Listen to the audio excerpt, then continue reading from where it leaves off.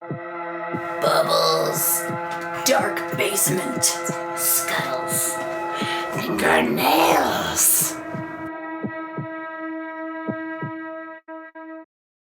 Hi, witches. It's Rose. This is our bonus episode, and it goes along with our episode about taboo witchcraft. We asked listeners to send in stories about their own experience working with taboo magic, as well as any ghost stories that they might have, just so that we could play into the Samhain festivities, as most witches really enjoy the Halloween season. So these are the stories that were sent in. We didn't get to all of them. There were so many. We really appreciate you taking the time to send them in to us, but hope you enjoy this recording. And if you haven't yet, go back and listen to our taboo witchcraft group discussion. There's lots of interesting and funny anecdotes on there. Our first story comes from Marie. Long time ago, I did a spell to find love. I specified all kinds of things. This person should be funny, must respect nature, be aligned with pagan beliefs, not be clingy, but in a good mental state. Must have a job, blah, blah, blah. It took me a full sheet to put all the minimum details. It worked flawlessly. 2 weeks after that, the person appeared. I just forgot to specify the gender. We tried to be friends, but she couldn't get over her crush on me, and I ended up having to banish her from my life. Oopsie. And this one's from Rose. When I was in high school, a girl brought an Ouija board to school. They had it in the hall, all sitting around it. I wasn't participating, but watching. They asked, who in our class will die soon? It started to spell R-O. I said, stop it, because I thought it was spelling out my name. Weeks later, a boy in our class who was also my neighbor and my brother's friend named Robert was killed in a car accident. My brother was driving that car. That night it happened. I woke up with a start. There was someone in my bedroom. All I saw was an ethereal body standing at the end of my bed. It passed through the wall to the porch outside. Hours later, I heard crying and talking in the living room. I went out there, and that's when they told me Robert was dead. Okay, so talking about ghost stories. To give you a little bit of backstory on this, my son has the ability to see beyond the veil, which is really cool, but not cool at the same time, because as of the age of 7, he was already seeing ghosts. So it was a lot for him to take in. But once we kind of figured things out, he's learned ways to cope with that. So recently I was sitting in my art room, which is on the 3rd floor of my townhome. And as I was working, my little orange cat was sitting beside me. And I happened to notice he perked his head up, looking out into the hallway. And just out of the corner of my eye, I seen something move from the stairs into my son's room, which is directly across from the stairs. And it was just as quick as a little white wisp that went across. And I figured, since it was late at night, closer to 11 or 12 p.m., I was just seeing things. He didn't seem to react, being the cat beside me, so I brushed it off. About 30 minutes later, something leapt from his doorway, hit the floor, and went down the stairs. Clearly white, round wisp. And it moved so fast. Every hair on my body just kind of stood up. My little cat perked right up, and his nose was heading right out towards the door. He was full alert. And I was the only one upstairs. My son was in the basement. My husband was on the main floor watching TV. It was a clear thump that you heard, as if something had hit the floor, but didn't fall down the stairs. It was just gone beyond that. I walked out in the hall, checked everything out. Nothing seemed disturbed. It wasn't a negative feeling. It was just an uncomfortable feeling that you knew you weren't alone. The cat knew we weren't alone. And I just thought, okay, I'm not going to say anything. I don't want to stress my son out by mentioning it to him, being which he's also 15 years old, so he is pretty in tune with himself. About 2 days later, my son and I were having a conversation, and he brought up that lately he had felt uncomfortable. And I asked him to explain. And he said that lately, every time he goes to go to bed from the basement up to the top floor, that there is something that rushes up behind him really fast. It's white and it moves at a really fast pace. And then it stops right behind him and like hovers there. And I was shocked to hear this because I hadn't mentioned to him what I had seen.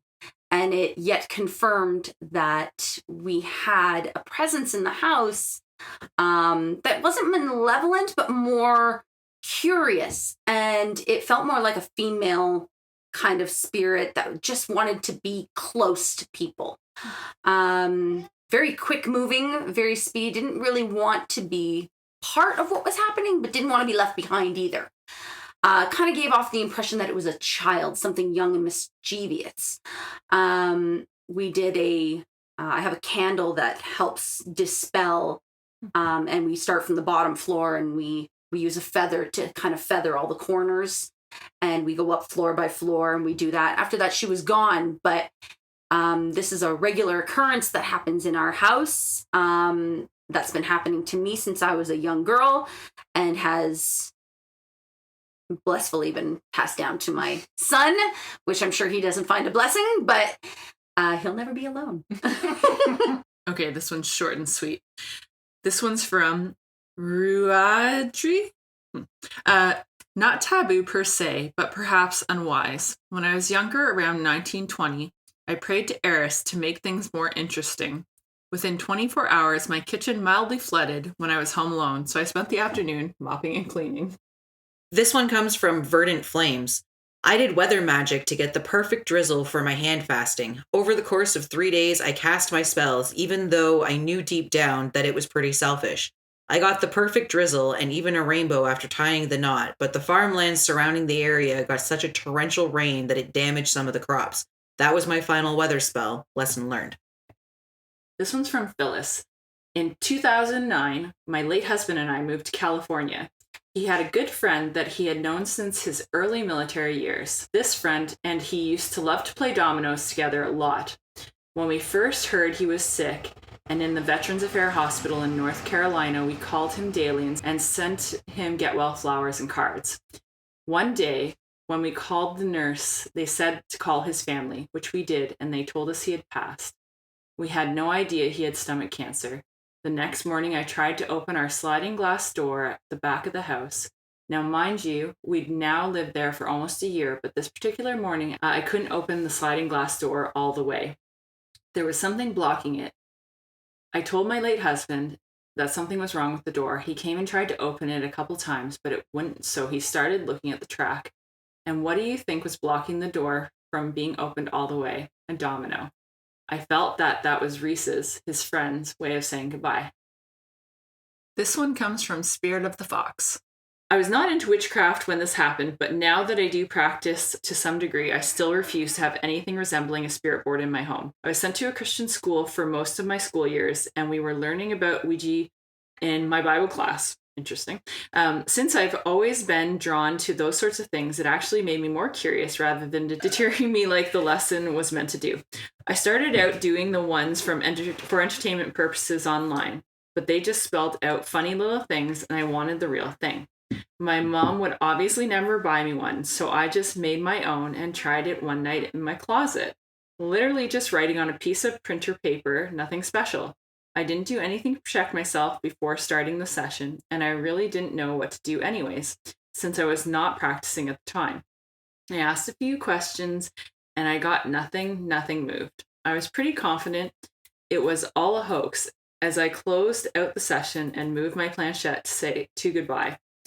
Well, around 3 a.m., the lights in my closet started flickering and all of my electronics went out, laptop and phone, as well as the lights in the closet.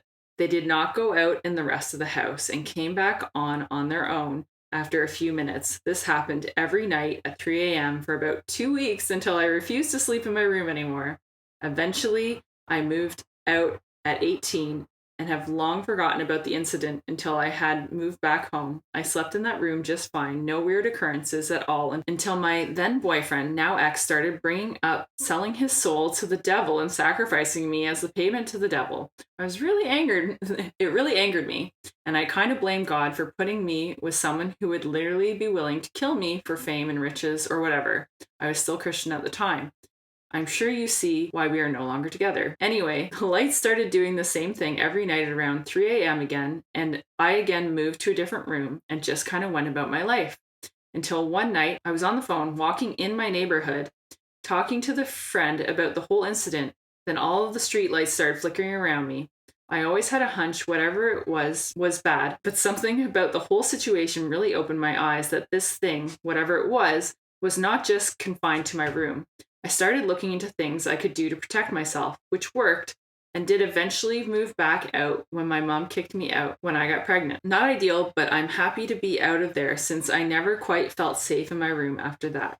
I'm sure if I wanted to try again to communicate with spirits respectfully or with the proper precautions to ensure I kept myself and my family safe, that it would be fine. But I just didn't want to ever touch the spirit board again, just to be on the safe side. I fully believed my fear in witchcraft was actually what put me in this situation in the first place. In the religion I was brought up in, it was very all is evil mentality when it came to witchcraft. Symbols for protection, casting circles, cleansing rituals, lighting candles with intention, etc. was all strictly forbidden. So I went into the session with fear, misconceptions about it, and absolutely nothing to protect myself. Whatever that was in my room, is still in the house, and my mom still lives there. To this day, she has no idea I ever tried to make or use an Ouija board in the house, but she has seen whatever it was tormenting me. One night after I had been moved out for a while, it ventured into her room where it awakened her from her sleep and just stood there looking at her. She said she was terrified. And then you had a story, right, Aiden?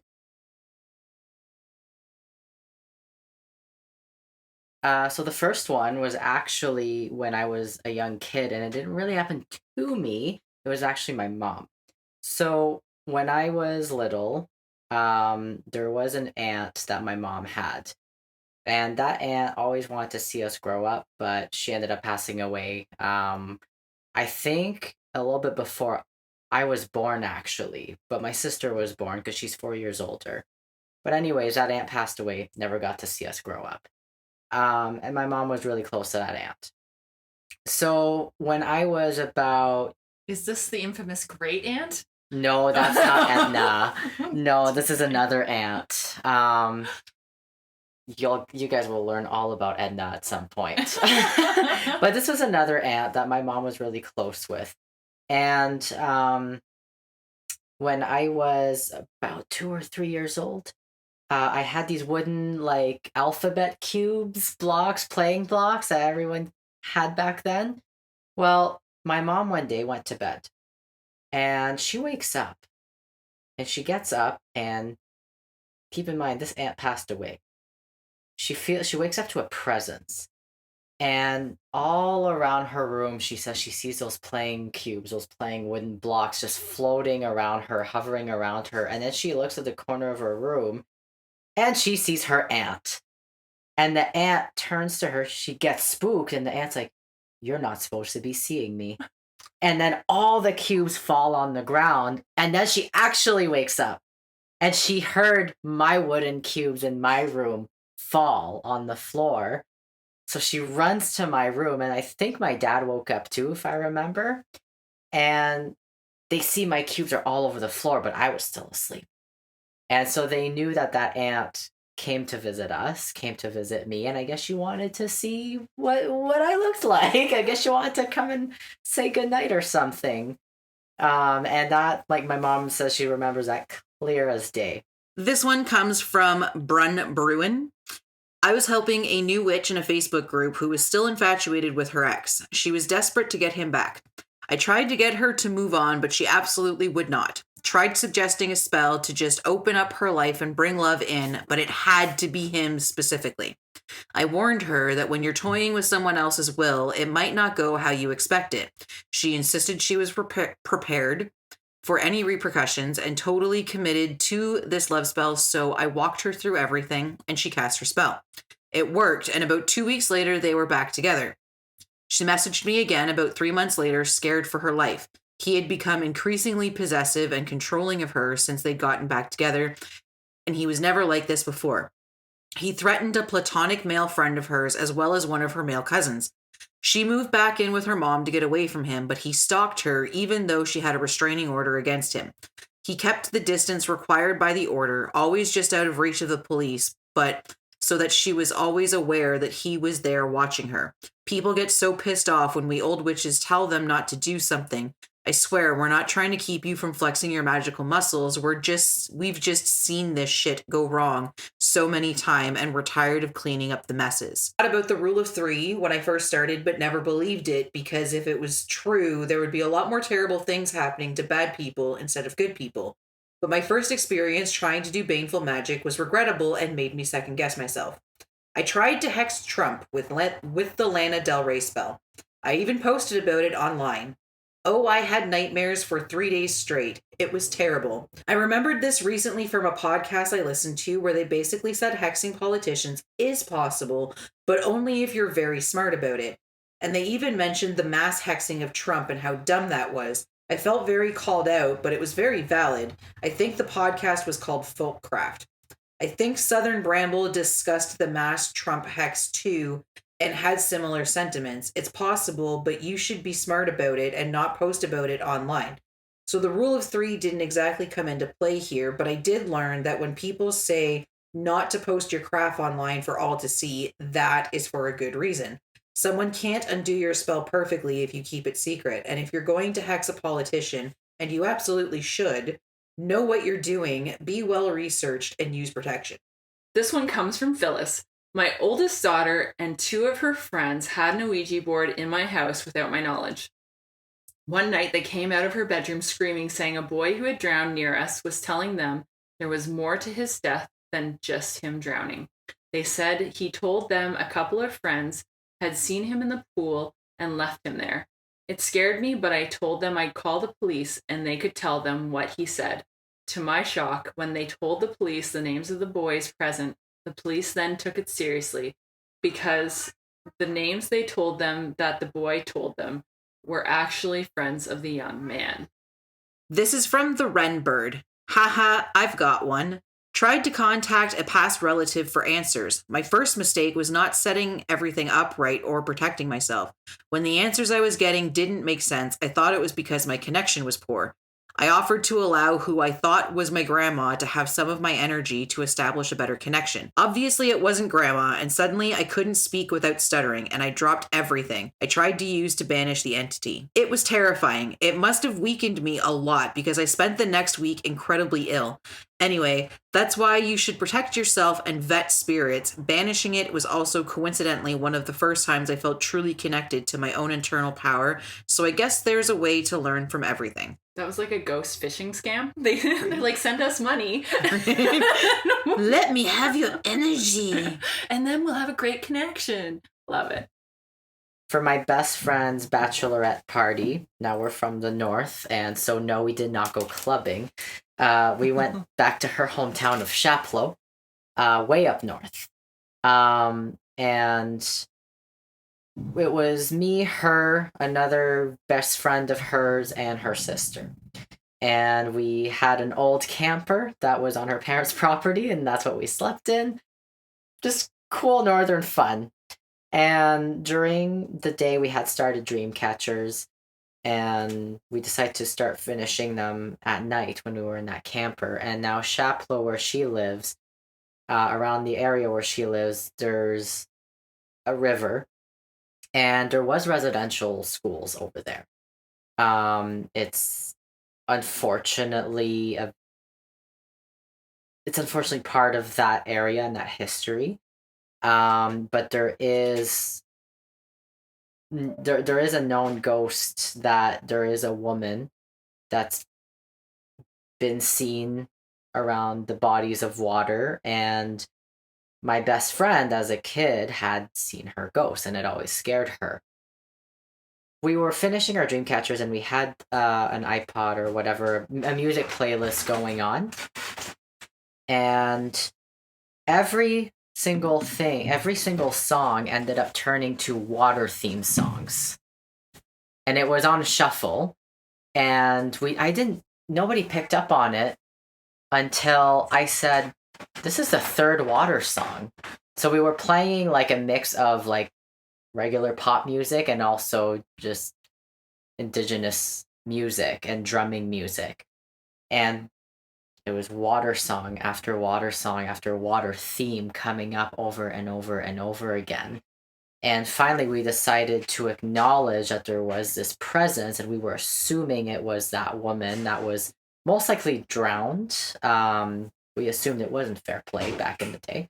It was foul play, we assume. And we acknowledged her, and then we decided to make a prayer for all the kids who were found around the property of their old residential schools. And the song stopped being about water after. And this one comes from Tyke and Plutus. Oh my yes, I have burnt my fingers aplenty. I learned every good cook learns by making mistakes in the kitchen, so why would witches and sorcerers learn without making any mistakes? A long time ago, I tried what I thought was a useful spell for financial gain. I was in dire straits financially, like we all get from time to time due to life hitting us with unexpected bills, like the used vehicle transmission goes kablooey, or the furnace decides to give up the ghost in the dead of winter. You know, those wonderful surprises that you don't expect, but every financial planner suggests you keep an extra $5,000 in reserves for such emergencies. Like, who has $5,000 in reserves? So a ceremonial magician friend suggested I do a Jupiter working to bring me money. So I took up correspondences for Jupiter and gather them together on my working altar. I plan to perform this working when Jupiter is well aspected on a Thursday with strong lunar influence. I perform the rite at dawn using the hymn of Jupiter and playing Holst's Jupiter on repeat. Results? Nothing. In fact, things get worse. A whole lot worse. So I end up talking to an old hoodoo friend of mine and telling him my woes. He asked me why I performed a Jupiter ritual, and I told him it was suggested. Then he proceeds to tell me Jupiter is known for expansion, meaning if you have money, then Jupiter will expand your funds. However, if you have nothing, then Jupiter expands a lot of nothing. Yet he informs me if I use the sun instead, then its purpose is to bring in new money. Thus the sun will help me find new money, while Jupiter will help me take the money and expand it. Hard lesson. So I do a solar-oriented ritual by performing it on Sunday, whose sun is well aspected with a strong moon, and all of a sudden, all my luck changes from bad to good. Opportunities start to come to me left and right. Even someone I loaned money to comes back to repay me. The lesson here is no witch spell or working is the right one, not just do X because it sounds right or because some other schmuck told you to. This one comes from Original Ninja Cat.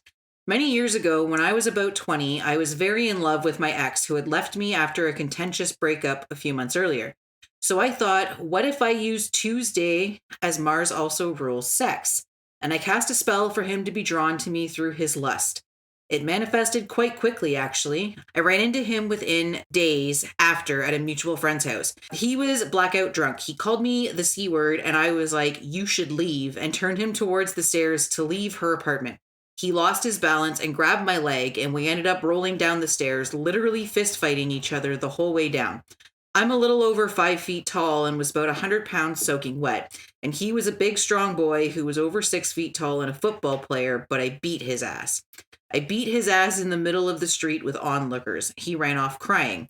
He totally fought back too, he just sucks at fighting. So now I'm upset. This isn't what I wanted my spell to do, clearly, and I go home and lie down and go to bed, only to wake up a few hours later with this dude sleeping at my feet. His drunk ass broke into my house and passed out on my feet. When he woke up the next morning, he said like he felt like he had to apologize for getting in a fight with me and make it up to me. Weirdest manifestation ever. Guess that's what I get for asking the god of war to help me reconcile. This one's from Daxy J. Not my story, but I have a friend who recounted never using a Ouija board again because she and several of her friends were using one when she swears she was possessed for a moment. She doesn't remember a solid portion of it. like total memory blackout for a solid hour, but remembers coming out of it and her nose gushing blood. I've never used an Ouija board because that's just not something I find interesting. I also suggest heavily protective work. One of my other friends texted me freaking out, saying she heard the tolling of bells and saw a bridge over a lake going into mist, mental vision. She was driving and she saw that her passenger side airbag was activated, which only activates under a certain amount of weight. She put her hand on the seat and said it felt cold. She also said she felt a presence in the car. So I told her to tell it, in no uncertain terms, get the fuck out of my car. I told her to throw black tourmaline in the seat, and she did. It rode with her for about 45 minutes, and it finally left when she did the tourmaline. I told her when she got home to make a protection spell jar and carry it on her. This one's from the Gamma Ray. So I grew up with my mom, a closeted folk witch, and her mother-in-law, my grandmother, a very strict Protestant. I was forced to be a good Christian kid growing up in front of my family, but I practiced some of the craft in secret like my mother. I became rather atheist after a while in college and diverged from both paths. I didn't want much of anything to do with the religion or spirituality for a while. Then one summer, I was visiting my cousin. She lived near a prison with a ghost story about an innocent man leaving his palm print on the wall, which kept coming back. It's a local attraction, and so we went and checked it out. Later, she was at work and I was bored. I hadn't thought about the supernatural in a long while, and the ghost stuff got me curious again. So I issued a blanket challenge to the spirits that if they were real, prove it. I heard voices screaming, a multitude of them. Then a movie announcer type voice spoke loudly above the din, saying, "Go to hell, go straight to hell." I thought I had accidentally opened some tab on my laptop. I closed everything down, but the screaming and the wailing continued. I shut the laptop off, but it still didn't stop. That's when I started to panic. Either the spirits took me up on the challenge, or I was hallucinating, and both scenarios were frightening. I went to the kitchen and got salt and man, there was salt everywhere. Then just as suddenly as the voices started, they were gone, and I was left to explain to my cousin why I salted her entire apartment. These days, I cleanse my space and pretty much start any session with a won't start none, won't be none attitude. I respect the spirits now. No more challenges. I'm good. And this one is from Alan from Wales. So anyways, there I was in a cemetery in rural Wales at midnight on Halloween, sat beneath a yew tree, which is believed to be 1800 years old, and I start hearing voices. I check and there's no one else around, at least in the flesh. But voices there are on this night when the spirits are said to roam. Was I scared? Not a bit of it. The voices were in a language I couldn't decipher, logically Welsh, but the tone was very clear. It was like old fishwives nattering about what had happened to them since last time they met, presumably a year ago. They paid no mind to me whatsoever, and after a while I left them to their chatter. Since that day, ghosts have held no fear for me. You had another one, right, Aiden? When I'm not receptive to my own ancestors' messages, because I'm carried away by whatever else, they will go to my best friend. And one day, my great-grandma decided to wake up my best friend in her own apartment. My best friend wakes up and she sees this woman standing in her doorway. She's paralyzed in fear. And then this woman runs at her and grabs her by her face and says, "You need to tell Dan." Dan is my nickname. And Rox wakes up. She's like, "Oh my God, I need to tell Dan something." So yeah, scary ghost stories. And I think you had one, right, Kristen? I'll start with, so the story originated with my grandmother, who is no longer with us. She said that after her husband had passed away, that one night when she was alone in her apartment and there were no windows, like nothing was open, she heard the curtains. And in the old day, they used to have those crappy plastic curtains that whenever they touched them, they clacked together. And she felt a presence, and then she said she felt a kiss on her cheek, and she knew that it was her husband. And it's a simple story, but it's so beautiful. And then she told it to me. I can't remember how many years ago, but after she passed, when I think of her or when I think of the story, like sometimes I'll feel like just the faint sensation of a kiss on my cheek.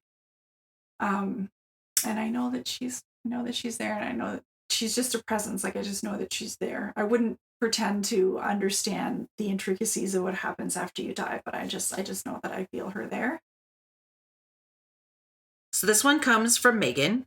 She messaged me this one direct. She said, I'm going to try to leave out the major details as I'd rather not leave any identifying details. As I've mentioned, there were many events that followed this particular love spell. It shocked me because I was sure I did everything right. My God, was I wrong? We were in love and we were convinced that we were soulmates / twin flames. So I figured I would seal the deal with a love spell. What could go wrong if we were both meant for each other? This ultimately led me down a very dark path of deteriorating mental health and frightening obsession on both ends, aka the worst 3 years of my life. We were both delusional and borderline unhinged with our mutual obsession. I lost my job because I couldn't focus on it. I was heavily abusing substances after overcoming addiction and being clean for years. I realized along the way that I had actually bound myself to him, and even after we broke up, I could not let go. After we broke up, it only got worse. I frantically continued to cast and recast spells to preserve my love. I felt like I was ripped apart and absolutely shattered without him. I would have nightmares. I would unsuccessfully attempt to perform many cord-cutting rituals, but it was not something I was emotionally capable of doing at the time. It took a long time and a lot of therapy before I was able to perform a successful cord-cutting ritual. Even now, I have my doubts about being fully freed of this person, and it's been a year, but I trust my spirit team and ancestors to protect me. So many bad things happened, and I came to realize it was divine intervention, my guide showing me how my life would blow up with this person. At least that's what I've come to believe. And you had another one, right, Corey? This story starts with the fact that I moved out of home at 18. So I moved out before I was done high school. I lived in this tiny little apartment on the corner of a crossroad where it was like the epicenter of energy and beings coming and going. And because I was so receptive to this, there was a constant flow of spirits wandering around my apartment, my little tiny 1-bedroom apartment. My boyfriend at the time, he was also quite receptive, and he would tell me that there was always a big, voluptuous woman with her hand on my shoulder all the time as I walked around the apartment, which was pretty cool. And she was there to protect me, is what she was there, which was very lovely to hear. I also had a black cat as my familiar at that time. So this is all leading up to my boyfriend coming over, and I slept in a single little bed. So it was a nice tight squeeze between the two of us. And I don't even know what time of the night it was, but I remember thinking he was trying to get frisky with me. And I remember him pulling me on top of him, and then he freezes. And he says in this really deep, heavy voice, which is not him, "Get the fuck off me." And I kind of froze uncomfortably, and I slid off him, and all you could hear in the back of his throat was this mumbling, grumbling, and he's got a rather soft voice. And it was uncomfortable. My black cat wouldn't even come into the room. All right. He was super unimpressed, and he was pacing. So I got up, since I was uncomfortable, got up, went and laid on the couch. From the couch, I could see my bedroom. And my cat decided he was going to come sleep on my chest. He wouldn't move. He wouldn't leave my chest. He just sat there, and that was going to be his spot. But from where I was sitting, you could see into my bedroom, and it was a dark gray haze in that room. And you could see it swirling around the bedroom.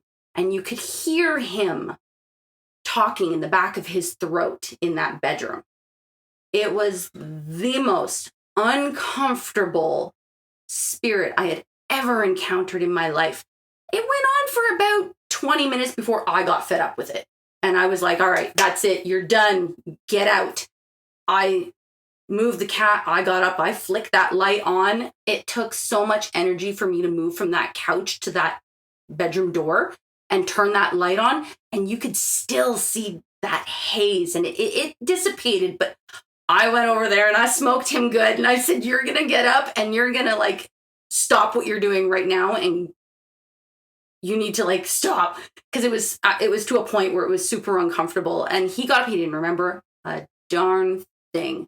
He didn't remember trying to get frisky with me. He didn't remember talking. He didn't remember swearing at me. He didn't remember anything. From that point on, I took a lot of precautions then, because you never know what's coming and going, and they're not always friendly. I hate getting goosebumps that much. Sorry. It was very uncomfortable. And this is something that I've had to deal with right from childhood. So they used to come and sit at the edge of my bed, and you could see their bum print sit into my comforter. That's how close they get. With my son, he visually sees them. I don't have that. I can't normally see them the same way he does. He sees them peeking out from around corners. Yeah, it's not comfortable, and it causes a lot of panic. But it's definitely something we've learned how to deal with as seers in that sense. But they definitely are there. You just always hope for the good ones. I love it. Never tell me if you see one here. I don't know. Your secrets. That's it, folks. Thanks for all your stories. Don't forget to like, follow, or subscribe, and feel free to check us out anytime on our website, greatnorthwitches.com. Bye. Bubbles, dark basement, scuttles, fingernails.